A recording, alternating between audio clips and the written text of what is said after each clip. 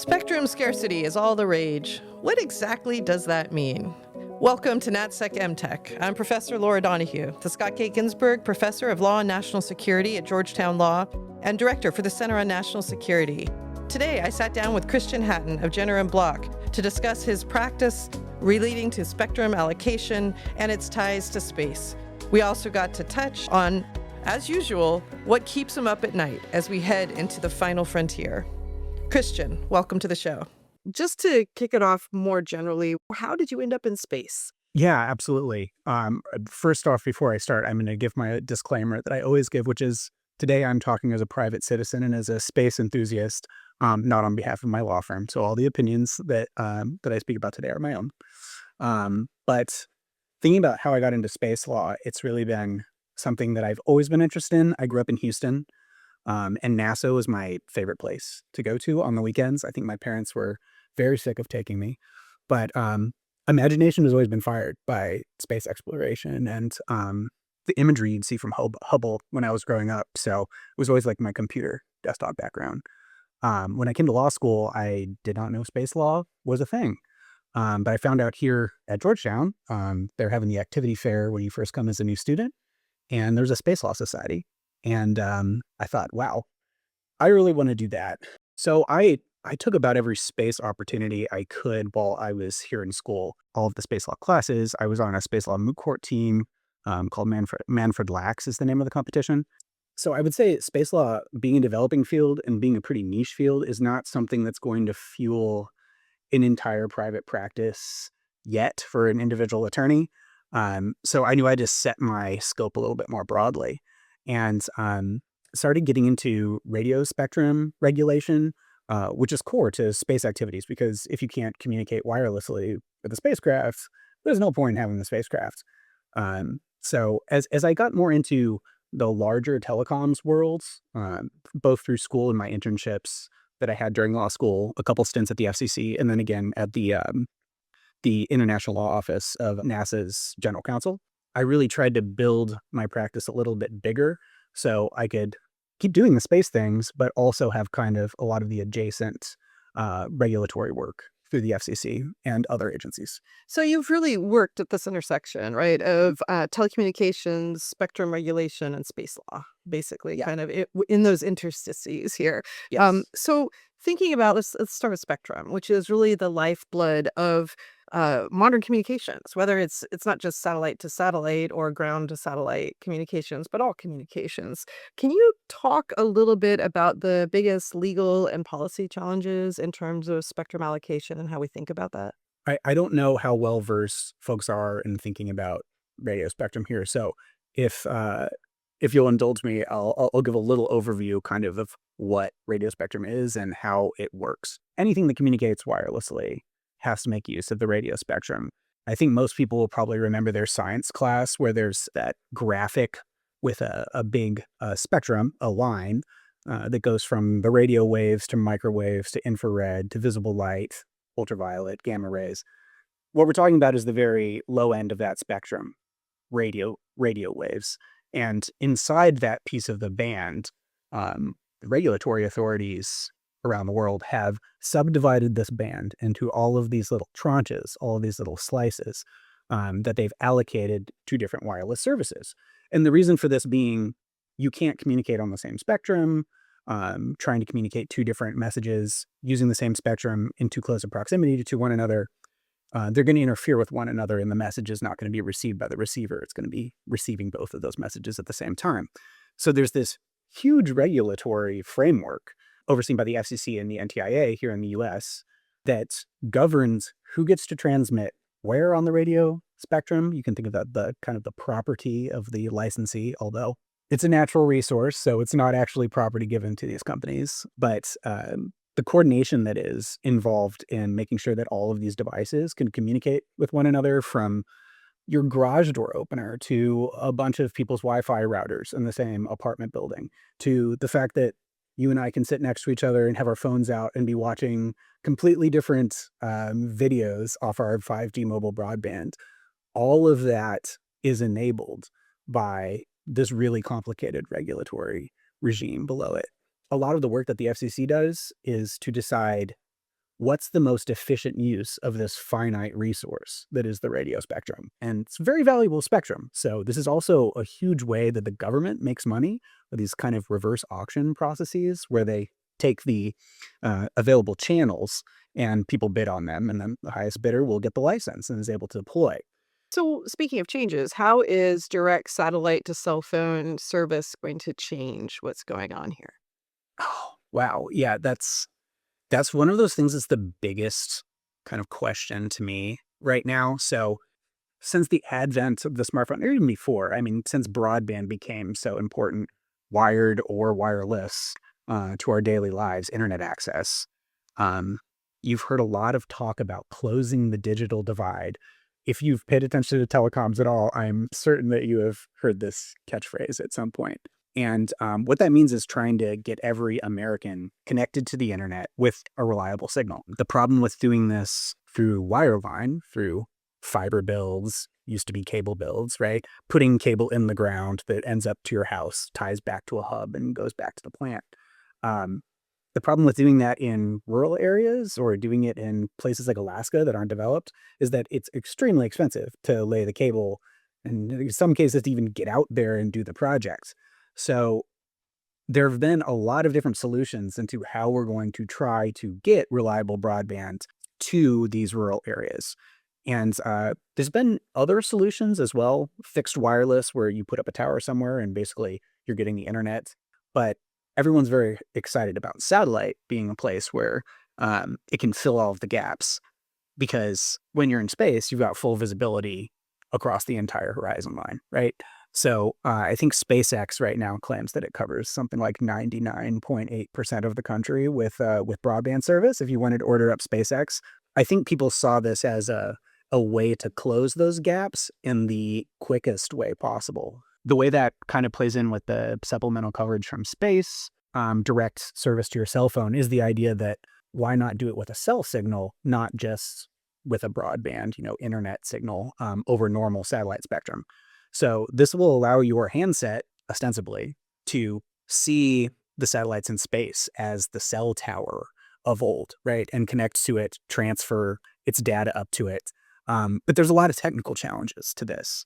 When you're talking about spectrum, there's different ways that you manage how spectrum is used. One of the ways is through geography and power. I think it's the easiest to explain this with an example, which is, and I don't know if this example is dated now, but people, when you're in a car and you're traveling from city to city and you've got the radio tuned into an FM station from the city that you left, right?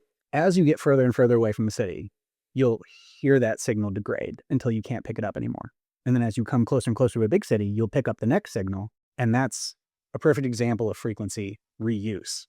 We can make sure these two signals don't interfere with one another because we assign 104.1 to city A over here and 104.1 to city B over here at a geographic space and at a power limit where those signals will not overlap. I kind of picture like a big bubble over these places where the broadcasting is happening from, right? So thinking about this from a space perspective, one of the biggest problems about this is space satellites are very far away, right? When you're thinking about the normal cell phone service that's happening nowadays, it's not the big towers like it used to be 10, 15 years ago. Because we want higher bandwidths and higher bandwidths have shorter ranges. Now, most cell links that you're finding, they're going to be on top of a light post. They're going to be on top of a building. They're going to be much closer to you than the huge tower that used to cover, half the city or something like that. So when you're thinking about power in the way that these radios operate, these are all radios, right? Something that is closer to you sounds louder, quote unquote, to you, right? We're talking about electromagnetic waves, not sound waves, but it's a good metaphor, right?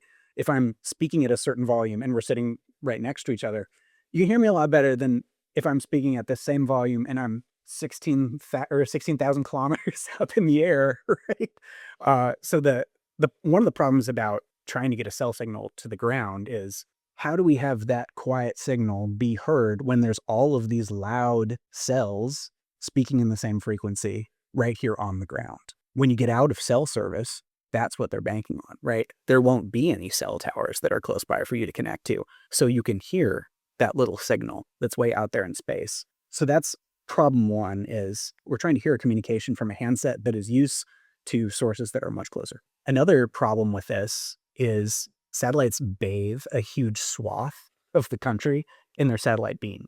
Necessarily, if you think about like holding a flashlight close to the table, you're going to see a little round space there with the light, right? And the further you pull it away, the further it comes out. And satellites have done a lot of development and trying to, satellite companies have done a lot of development into making their beams more steerable and more accurate to cover smaller areas. It's one of the advantages to having satellites in low Earth orbit, as we've seen a lot in recent times, is that their footprint's a lot smaller.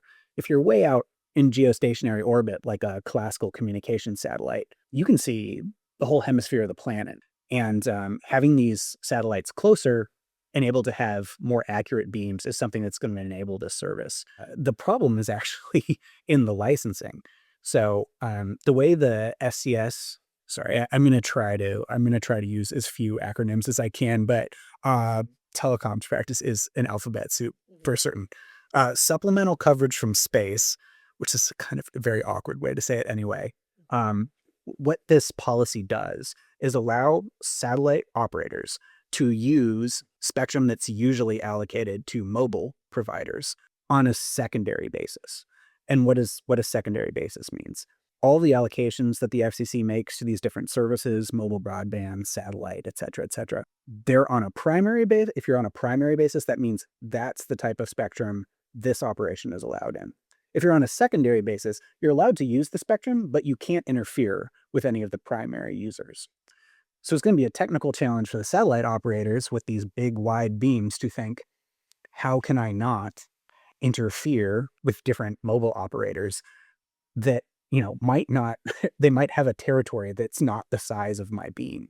What I was alluding to earlier is that this was kind of a regulatory problem, is that the licenses for satellite cell spectrum have been sold or have been auctioned kind of piecemeal across the country in these ways where if I'm AT&T, maybe they're licensed on geographic area basis.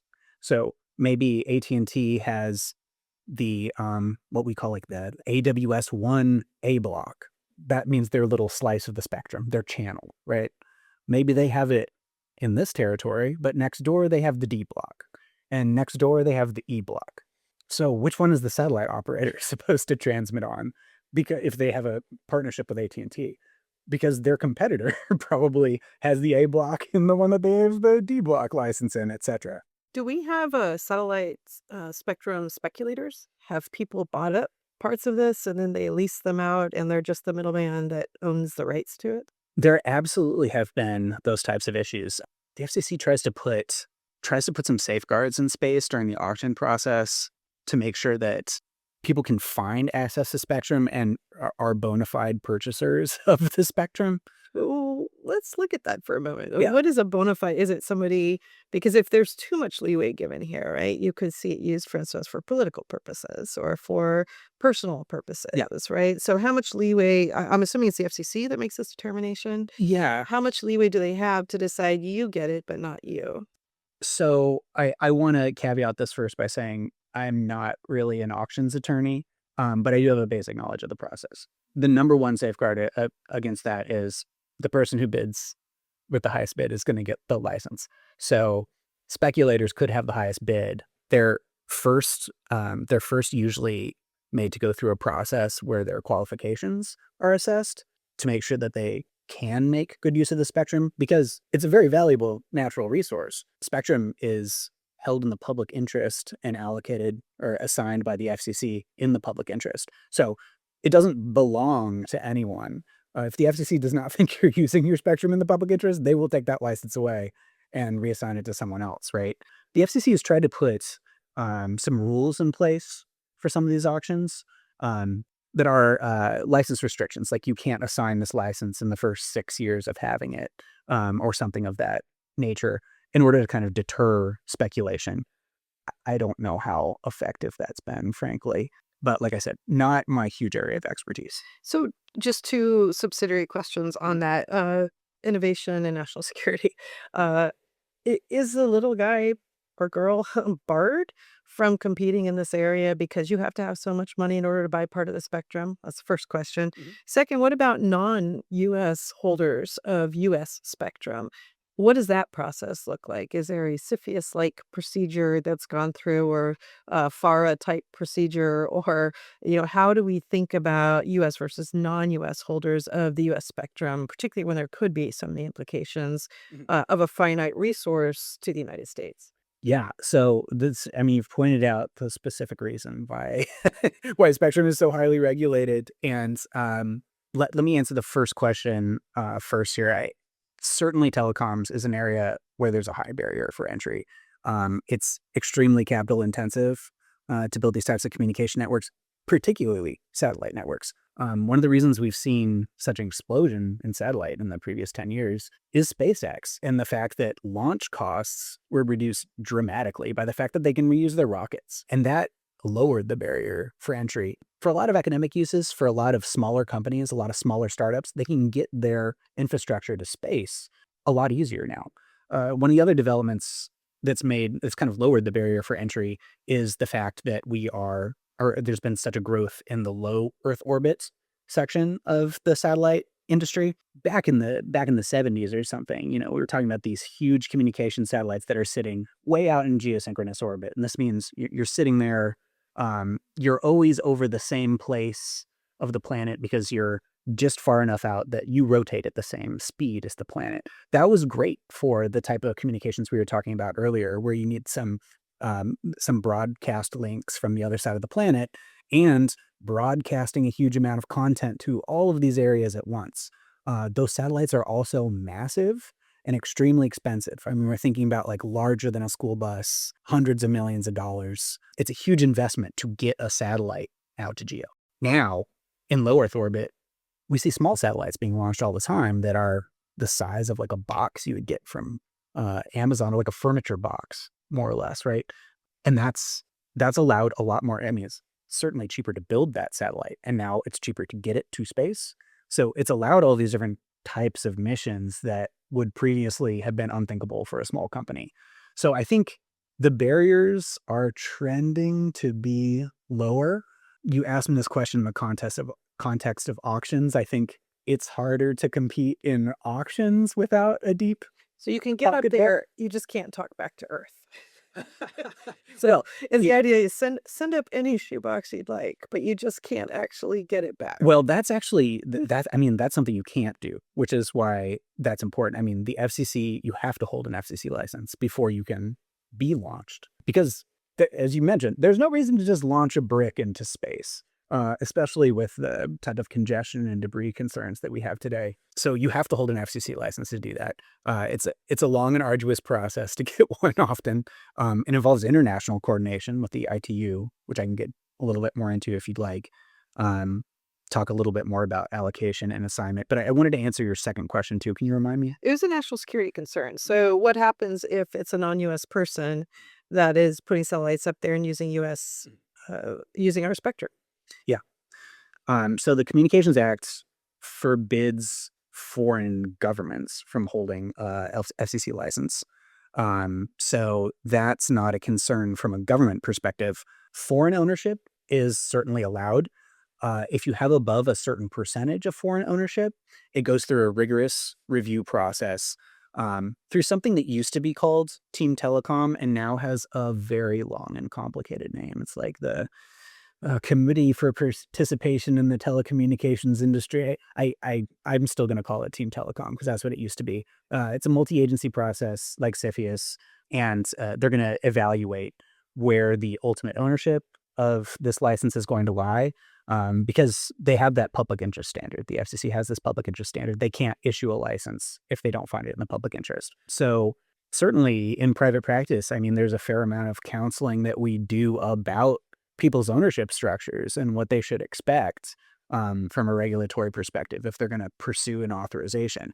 And, sometimes that's like, should we reorganize so we don't have as much foreign ownership or as much foreign investment in the company? Should we try to change the funding so we can move some of the foreign investors out of it so there will be an easier regulatory path?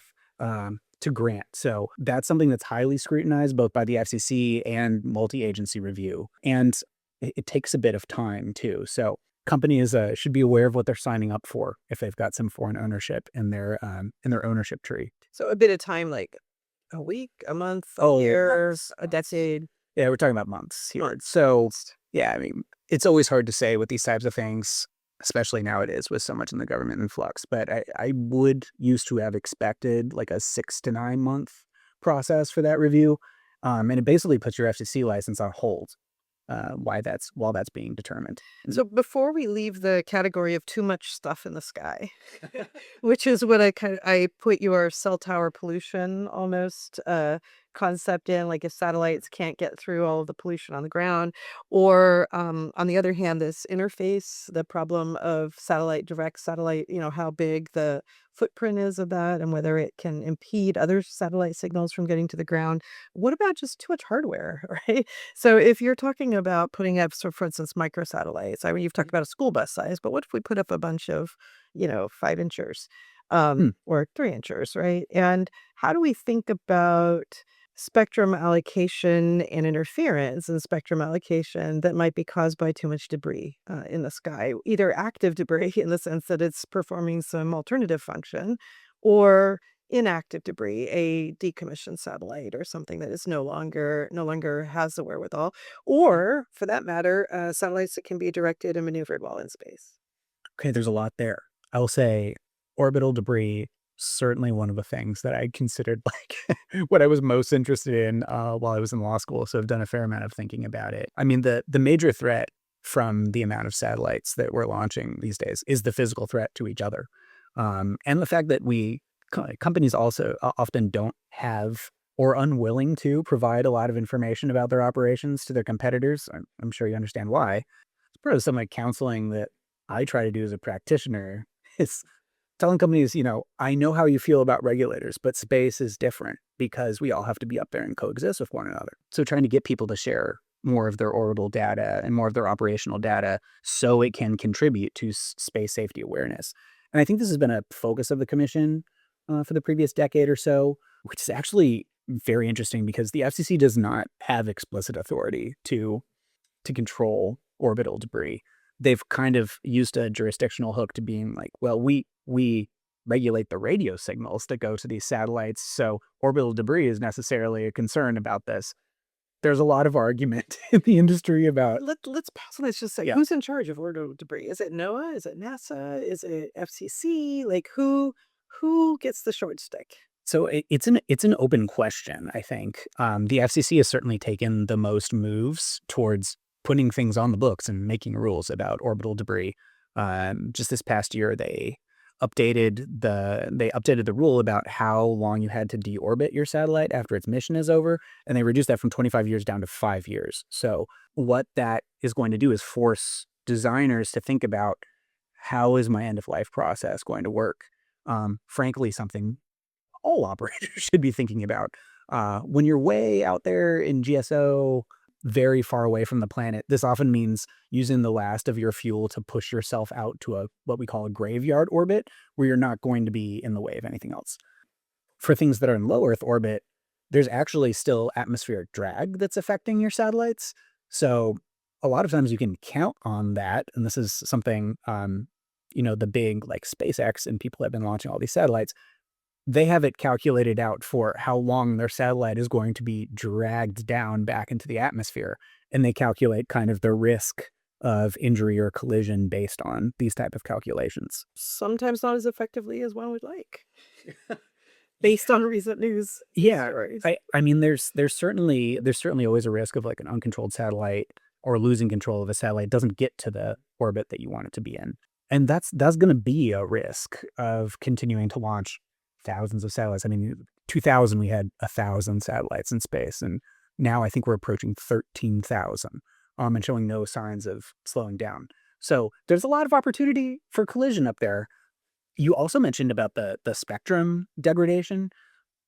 I think that's been a huge weight. It's been a barrier for the FCC to approve more satellites than it has thus far. So satellites that are applying for a non-geostationary license, they go through this system at the FCC called a processing round, where the FCC basically puts out a public notice and says, everyone who wants to use this type of spectrum, KU band spectrum, put in your applications by this cutoff date and you'll be considered part of this processing round.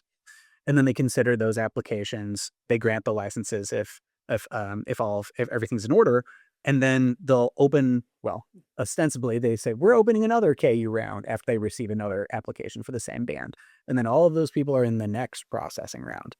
The rule thus far has been that satellites that are in a later processing round have to protect the ones from the earlier processing round from interference.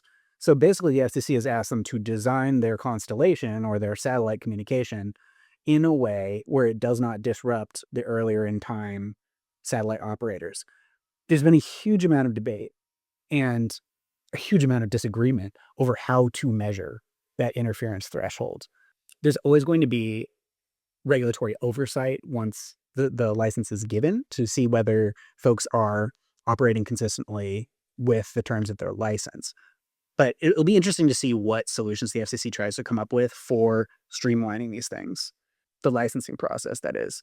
There's also, there's been development in the orbital debris space there with putting stricter guidelines up about how people operate and how they design to make sure that the satellite at end of life gets disposed of properly without causing a risk to other systems in space or especially people on the ground. So these are all kind of things that are in flux, which is one of the reasons it's like very interesting to be in space law, is that all of these systems are being built anew now, right? I'm looking for, I mean, as someone who works in private practice, anything that can give companies certainty, more certainty about their licensing regime would be welcome. So let's talk about constellations and ITU. So we're looking at companies like SpaceX, although SpaceX is pretty sui generis right now. But let's assume that some of these other satellite companies are going to get to a SpaceX-like size and capability. How sufficient are the international procedures right now for how we think about because of course this isn't just a domestic issue, especially if we're not just talking about geostationary orbit, but we're talking about kind of these lower, LEO, and thinking about the satellite distribution generally in LEO. How sufficient are the procedures currently in place? Well, I mean, you bring up a really good point too, which is when you put a satellite in space, nowadays, especially in LEO and GSO, it's not just going to be over the United States all the time. It's going to be over all countries all the time in its orbit, right? Or I guess all countries within its orbit, not all the time. But the ITU process, if I can back up for a little bit and talk about that, before we can even really get into how the FCC assigns and allocates their different services, you have to think about the ITU first. So the ITU is the International Telecommunications Union. It's an organ of the UN. It's been around since the late 19th century. It's a treaty organization. Everyone has agreed to abide by the radio regulations of the ITU. It's 198 countries, or like almost every country under the sun, right? And so what's happening at the ITU is, in a very laborious and slow process, they decide what pieces of those bands should go to what type of operations, whether it's satellite or radio navigation or mobile broadband or fixed service, fixed wireless service. Those allocations are all entered into the ITU radio regulations, and countries who are members of the treaty are expected to implement those allocations in their nation, right? There's a little bit of wiggle room here. So as long as you can have allocations in a national regulatory system that are at odds with the international system. An example would be the supplemental coverage from space. The U.S. is the first country that is giving satellites the opportunity to use spectrum that's allocated to mobile broadband, albeit on a secondary basis. But countries are allowed to depart from ITU regulations, but only within their own country. So you can't authorize a SpaceX satellite to use mobile spectrum in Canada or some other place. It's one of the things that's interesting about the supplemental coverage from space is that areas that are along the border with Canada and Mexico have to be excluded because you can't have a satellite, one of those bigger kind of beams coming down, touching any of that territory where we would be in conflict with our treaty obligations. So sorry to folks living in Brownsville. or maybe like in Buffalo or something. Like it might be too close to Canada. Don't quote me to get some of the direct from satellite. Ostensibly, you could Oh, sign a treaty, though, saying it's okay for this particular satellite emission to come down on both sides of the border. I mean, if you make an agreement with the country, sure, yeah. But just as far as the ITU goes, Which would there likely are be outside the APA. It would be under the foreign affairs exception, yeah, right? that would be a foreign affairs For question rulemaking or for sure. notice. In fact, there have been cases. I've recently read cases on this where there were the where the courts came out and said, no, this is a foreign policy because it implicates a treaty with Canada in terms of spectrum allocation. Yeah, I expect that that would implicate this. But the ITU the ITU is really interesting because that's where everything starts and then flows down to federal regulatory. So what happens at these world radio conferences that the ITU hosts every 4-ish years is the negotiation of opening up new bands for different services and everything. And it's super focus of US policymakers when a world radio conference is coming up. We have our own ambassador that has the title ambassador, whose job is to plan for how the US delegation wants to advance its agenda at these world radio conferences and then go and represent US interests at those WRCs. So it's a very serious process, although the speed at which the ITU moves is just so slow. It's like, every WRC every 4 years, like we'll vote to advance an agenda item to committee for study. And then it's like the next year, like we vote to accept, or the next conference, we vote to accept the report and assign the recommendations to this committee. And then the next WRC, 4 years later or whatever. So let's touch on NTIA now, because after that, I want to jump off the cliff. I want to go into Golden Dome. Okay.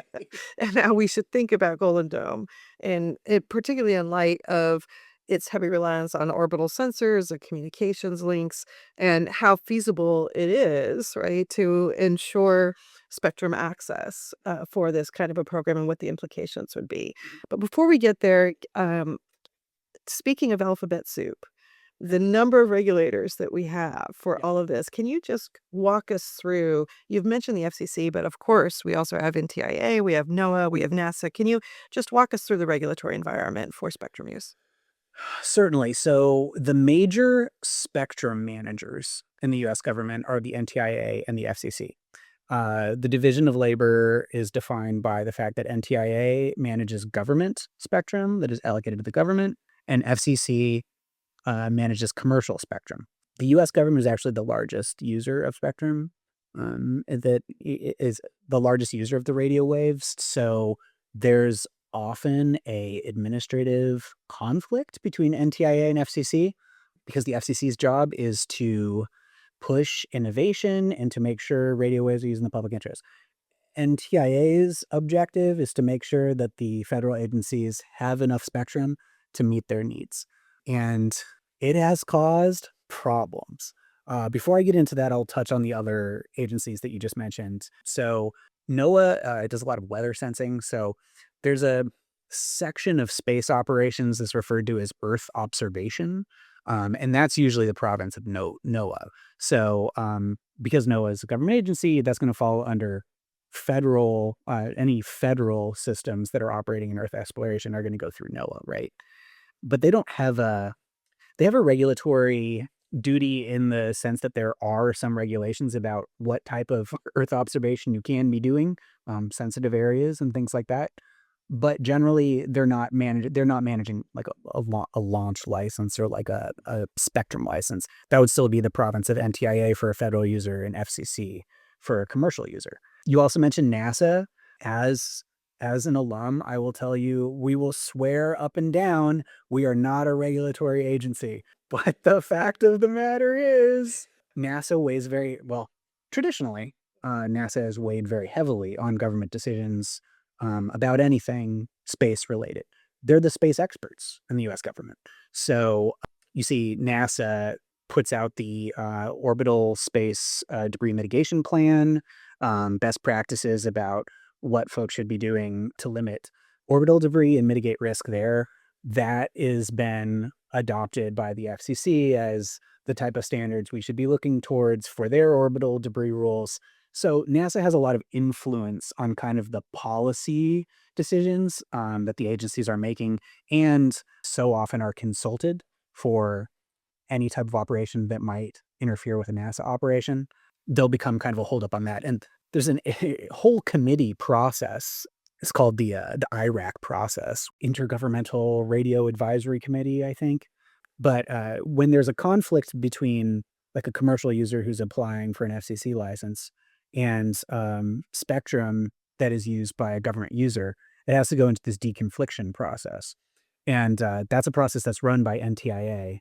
And they'll basically go to every government user that has a stake in this issue and say, thumbs up, thumbs down, or like, do we need to have a talk and coordinate our spectrum, right? Our spectrum use. Because a lot of times, it's like, maybe we want to use the same frequency, but we're going to be nowhere near you, so it doesn't matter. Or we only transmit when we're above our Earth station where we receive our data. So 99% of the time, there's no chance of interference because we're not even transmitting to the ground.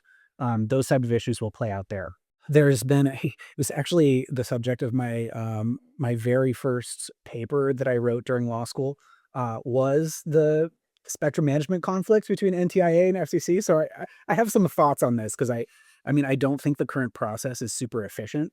And I think that both agencies are subject to a little bit of like regulatory capture where it's like the NTIA is saying DOD is telling me this. So absolutely not.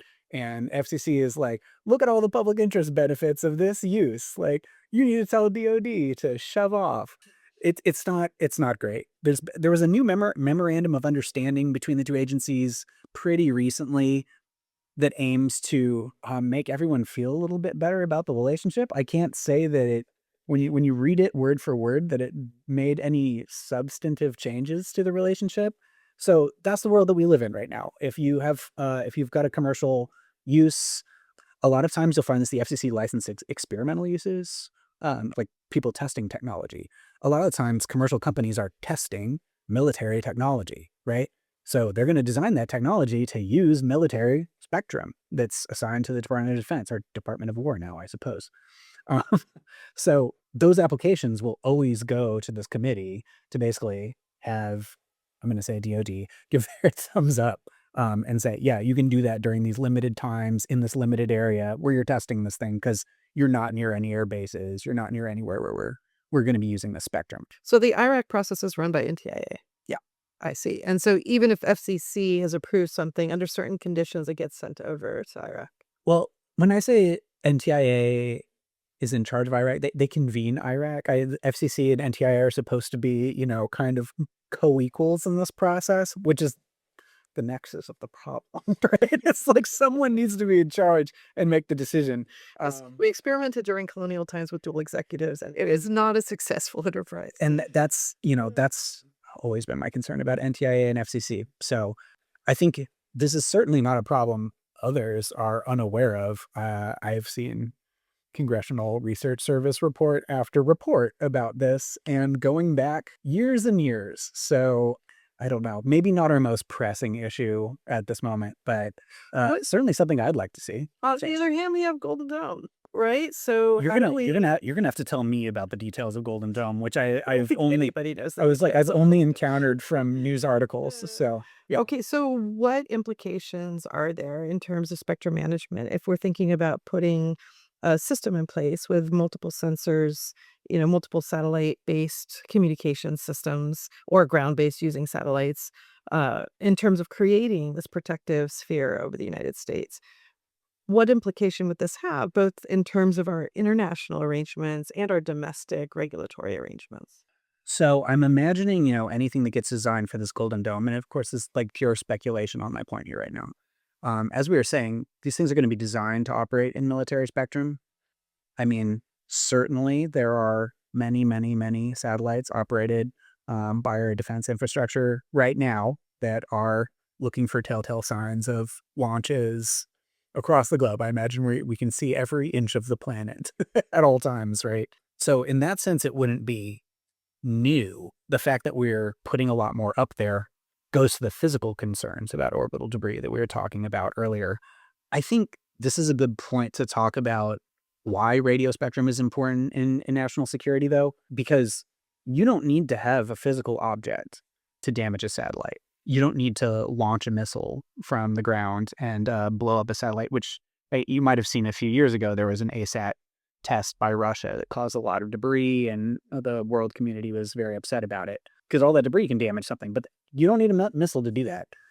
As we're talking about interfering with these radio signals, there is constantly radio interference happening between spy satellites, military assets. Commercial satellites are registering these interference. Everyone's testing the boundaries in space over how much they can degrade the service of their adversaries with radio waves or with optical technologies, blinding the sensors of other satellites with lasers, etc. You heard President Putin talking about possibly putting a nuclear weapon in space. I should say, certainly banned by the Outer Space Treaty. So there's that. But, how much attention does Russia pay to international law these days? I think that's a question I'm not going to answer. But putting a nuclear weapon in space is a huge threat to any satellite operating in space because the gamma radiation that would be put off by an explosion in space like that has the potential to overwhelm and blind all of the sensors that are tuned for these very quiet signals, these very quiet electromagnetic signals that we've been talking about, right? Imagine putting gamma rays, which are in the extreme far end of the electromagnetic spectrum from radio waves, and subjecting them to that type of energy. It's the same reason why satellites are vulnerable to solar weather. That's electromagnetic energy that's coming from the sun. So there's always a question over when we have one of these big solar storms, which satellites are going to survive that. And satellites have to go through a hardening process in their development in order to be able to survive rough space weather, if you will. So with the sun in mind, could gamma ray interference be masked? How do you mean? Made to mimic sun, because of course we have solar flares, like we have all sorts of things that are coming off of the sun as well. Could it be mimicked to look like the sun, but actually operate in a way that could temporarily or even permanently blind us in terms of our military satellites? I was like, sounds like a James Bond movie to me, which I love. But I don't know to the extent that that could be faked or hidden. I think it's it's probably easy to kind of trace back the source of where a signal is coming from. It's interesting. It's an interesting thought, though. But certainly electromagnetic warfare in space, if space becomes a military domain, or space already is a military domain, but if it becomes an active warfare space, I would expect to see a lot of electromagnetic aggression going on, even probably more so than physical weapons being used, because the equipment's already up there to do it. So, and people are doing it all the time. It's a question of some people. I know I've talked about whether some of these actions, like, do they rise the level of an aggressive action, like under the UN treaty? So, I think that's an interesting space to watch because everyone is probing all of the time up there, and commercial operators are noticing it too. What keeps you up at night? Like things that go bump in the night, what is it that you most worry about in terms of how we're thinking or looking at the spectrum right now and spectrum issues Yeah. that could really create massive national security concerns in particular going forward for the United States? Well, the number one thing that popped into my mind, which is I think a little bit more of a niche issue than just the kind of thing we were discussing earlier, like if someone put something in space that degraded the operations of all satellites in space, everyone would be in a very huge world of trouble because of how much of our communications infrastructure relies on space relay now. Something a little bit more specific, though, I think that is actionable here in the future, is some resilience and redundancy for the GPS system. GPS is out there in Middle Earth orbit. I think there's 30 odd satellites. But so much of everything that we do depends on the signals from those satellites.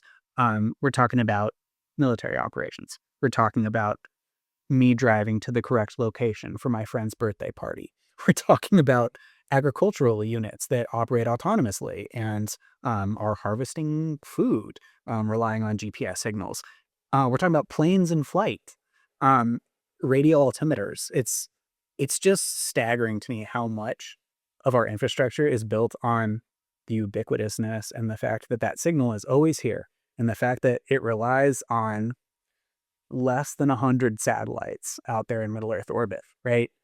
What I would like to see is an alternative. We call this a PNT system, position, navigation, and timing. An alternative and redundant system for PNT. Now, of course, EU's got its own PNT system out there. Russia has its own PNT system out there. China, all satellite-based. But other countries, China specifically comes to mind, have also developed land-based systems for PNT. And I think that it's critical for U.S. national security for us to have a backup if the worst happened in space.